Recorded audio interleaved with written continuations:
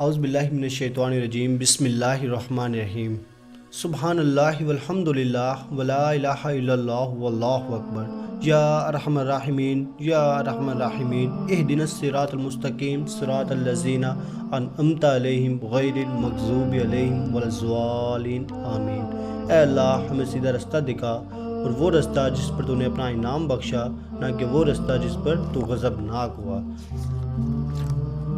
تو آج میں ایک ٹاپک جو کہ میں نے حدیث پڑھی، بہت ہی رکت انگیز حدیث ہے اور بڑی ہی خوبصورت حدیث ہے ماشاء اللہ تعالیٰ۔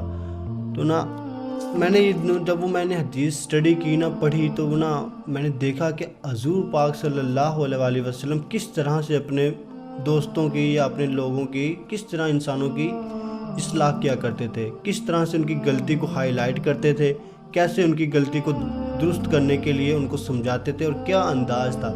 آج ہم کسی چیز کو، کسی بھی شخص کو نصیحت کریں کہ جی فلانا گناہ نہ کرو، تو بجائے یہ کہ ہم اس کی اصلاح کریں، الٹا ہم اسے بدنام کرنا سٹارٹ کر دیتے ہیں۔ یار یہ تو بڑا ہی ظالم انسان ہے، یہ تو بڑا گندا انسان ہے، اس کے ساتھ نہ بیٹھا کرو، اس کے ساتھ نہ اٹھا بیٹھا کرو، الٹا ٹونٹ کرنا شروع کر دیتے ہیں۔ انسان بیچارہ چھوڑنا چاہے بھی نہ تو وہ کہتا ہے یار اب میں بدنام تو ہو ہی گیا ہوں، تو لہٰذا چلو اب جیسے چل رہا ہے کام چلنے دو۔ تو یہ اس میں ہمارا بھی بہت بڑا ہاتھ ہے، اور خاص طور پر ہم جیسے لوگوں کا، نوجوان اگر کوئی بیچارہ بدلنا چاہے، کوئی شخص اگر نوجوان یوتھ آج چینج ہونا چاہتی ہے، آج الحمدللہ اللہ کا شکر ادا کرتا ہوں یوتھ آج چینج ہونا چاہتی ہے، لیکن کیا ہے کہ اپنے ماں باپ، بہن بھائیوں، رشتہ داروں، دوستوں کی وجہ سے وہ کھل کر اظہار نہیں کرتے اس چیز کا کہ یار دیکھو میں نے پہلے تو میں جو بھی تھا، لیکن اب میں ذرا اسلام کی طرف راغبت ہوتا ہوں۔ تو وہ 2-4 نمازیں پڑھنی سٹارٹ کرتے تو جی دیکھو جی نواں حاجی بن گیا، یہ ہو گیا وہ ہو گیا۔ یہ باتیں سننی پڑتی ہیں اور افسوس ہوتا ہے، یقین مانے افسوس ہوتا ہے، بہت ہی افسوس ہوتا ہے، کیونکہ میں تو اس سے گزرا ہوں میں نے یہ ساری چیزیں اور یہ باتیں برداشت کی ہیں، اس لیے میں یہ بیان کر رہا ہوں کہ دیکھو حوصلہ نہیں ہارنا۔ اور آپ صلی اللہ علیہ وسلم کی میں حدیث آپ لوگوں کو سناتا ہوں، بڑی خوبصورت حدیث ہے ماشاءاللہ، آپ سنیے دیکھیں۔ سنن ابو داؤد کی یہ حدیث ہے۔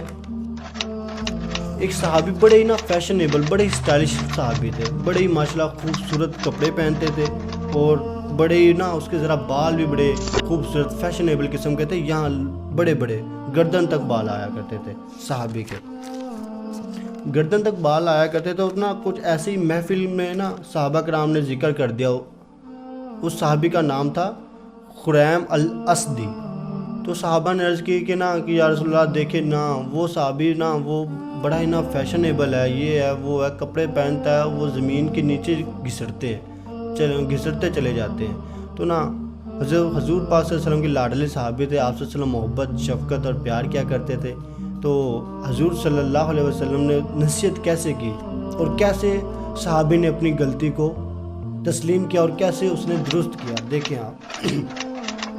حضور صلی اللہ علیہ وسلم نے کہا کہ خریم تو بہت ہی اچھا انسان ہے، بہت ہی لاڈلا انسان ہے، اور بڑا ہی میں اس سے پیار کرتا ہوں، صرف 2 چیزیں ہیں، اگر وہ ان کو ٹھیک کر لینا تو کیا ہی بات ہے۔ ایک اپنے بال چھوٹے کر لے، اور دوسرا اپنی تہمند کو ٹخنوں سے اوپر کر لے، اور اگر آدھی پنڈلیوں تک اپنی تہمند یعنی شلوار کو آدھی پنڈلیوں تک اوپر لے جائے تو کیا ہی بات ہے۔ تو صحابہ نے جب پیغام یہ بھیجا حضرت خریم صحابی کو تو خریم کو بتایا کہ جی حضور نے تو آپ کی بڑی تعریف کی ہے، شکر کریں کہ صحابہ نے کوئی ایسے ہماری طرح کوئی آگ نہیں لگا دی، جیسے کہ ہم کہتے ہیں کہ جی فلانے تو تیری بڑی برائیاں کیتیاں نے، فلانے نے تو بڑا چوکے کام رکھا ہے، وہ کہتا سی یار ایویں دا بندہ ہے، ایویں دا بندہ ہے، تو یار بندہ ہی بڑا خراب ہے، 2 نمبر بندہ ہے۔ لیکن صحابہ نے بھی صحابی ہونے کا حق ادا کیا ہے، پھر بتایا کہ حضور نے تو آپ کی بڑی تعریف کی ہے، لیکن صرف 2 چیزیں ہیں جو آپ ہائی لائٹ کی ہیں، 2 چیزیں کی کہ تو حضرت خریم بڑے چونکے، کون سی وہ 2 باتیں ہیں جو حضور نے میری ہائی لائٹ کی ہے؟ تو انہوں نے کہا کہ ایک یہ کہ اگر تم اپنے بال چھوٹے کروا لو، اور دوسرا اپنی شلوار یعنی تہمند کو ٹخنوں سے اوپر کر لو، اور اگر آدھی پنڈلیوں تک لے جاؤ تو حضور نے فرمایا کیا ہی بات ہے خریم کی۔ تو یقین صحابہ عرض کرتے ہیں کہ حضرت خریم نے اسی وقت اس طرح پکڑا اور اپنے بالوں کو یہاں سے کانوں کی لو تک کاٹ دیا، کانوں کی لو تک کاٹ دیا۔ اور آپ اندازہ لگائیں نوجوانوں کو اپنی زلفوں سے، اپنے ہیئر سٹائل سے کتنا پیار ہوتا ہے، لیکن سر یہی تو فرق ہے اس دن کے مسلمانوں میں اور آج کے مسلمانوں میں. وہ اپنی ہر چیز کو قربان کرنا جانتے تھے. وہ جذبہ، وہ محبت، وہ عشق کی داستانیں بیان کرنا آج ہمارے لیے بھی مشکل ہوتا ہے کہ ہم کس طرح کے مسلمان ہیں، ہم کیسے مسلمان ہیں.